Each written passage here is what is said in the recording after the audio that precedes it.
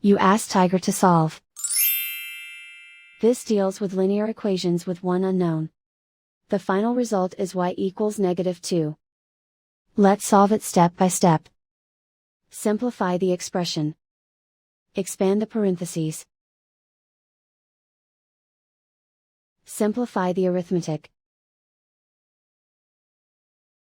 Multiply the coefficients. Group all y terms on the left side of the equation. Subtract 4y from both sides. Group like terms.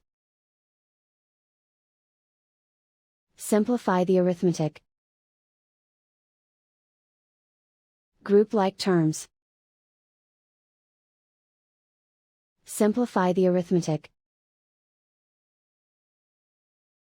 Group all constants on the right side of the equation. Subtract 2 from both sides.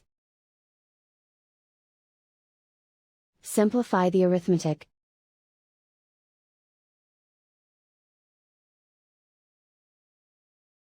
Isolate the y. Divide both sides by -8. Cancel out the negatives. Simplify the fraction. Move the negative sign from the denominator to the numerator. Find the greatest common factor of the numerator and denominator. Factor out and cancel the greatest common factor.